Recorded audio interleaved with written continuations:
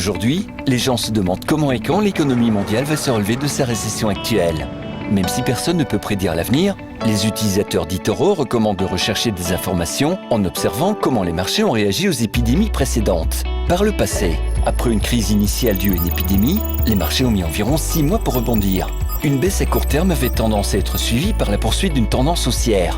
Par exemple, la grippe porcine a commencé en 2009. 6 mois plus tard, le S&P 500 a augmenté de 18% et, en un an, il était en hausse de 35%. Bien que les rebonds passés ne permettent pas de prédire ce qui va se passer maintenant, ils peuvent faire la lumière sur ce qui pourrait nous attendre. Vous souhaitez obtenir plus d'informations ? Sur eToro, vous pouvez consulter, poser des questions et comparer les stratégies de plus de 10 millions d'utilisateurs du monde entier. Participez à la conversation. Sur eToro, le leader mondial des réseaux de trading social.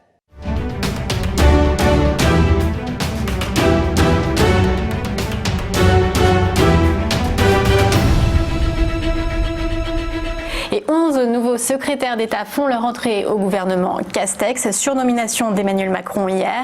Du précédent gouvernement, on retrouve notamment Jean-Baptiste Lemoyne, chargé du tourisme, Cédric O à la transition numérique, Laurent Pietraszewski pour le dossier sensible des retraites.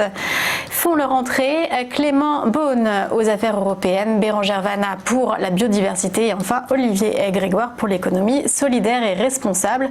Le prochain Conseil des ministres se tiendra mercredi, donc avec les 42 membres du gouvernement, et ce sera le dernier avant la trêve estivale.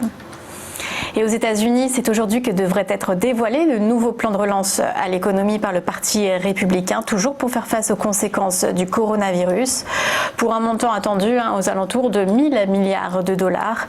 Les sujets les plus urgents sont les aides exceptionnelles aux chômeurs qui doivent prendre fin la semaine prochaine, alors que le chômage justement augmente, et la protection des entreprises contre d'éventuelles poursuites liées à leur gestion de la crise.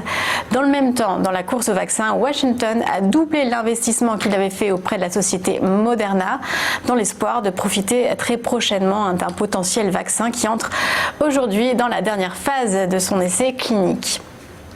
Et enfin, une entreprise dans la tourmente de la panne.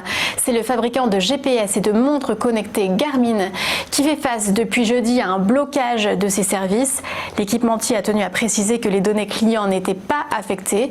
L'application Garmin Pilot, utilisée par les pilotes d'avion pour planifier leur vol, était inaccessible, de même que le service de base de données aéronautique.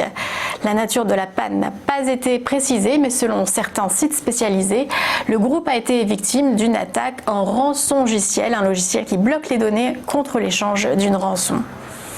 Et du côté des marchés financiers vendredi dernier, les pertes se sont accentuées pour le CAC 40 qui a perdu 2% pour la semaine avec 4 954 points. En cause, les tensions grandissantes entre la Chine et les États-Unis, ce qui a entraîné du rouge aussi du côté de Wall Street, qui terminait à moins 0,68% pour le Dow Jones, moins 0,62% pour le S&P. Ce matin, la bourse de Tokyo est en légère baisse, l'or est à son plus haut niveau et on suivra aujourd'hui tout spécialement les résultats semestriels de LVMH, Atos et Michelin ce soir.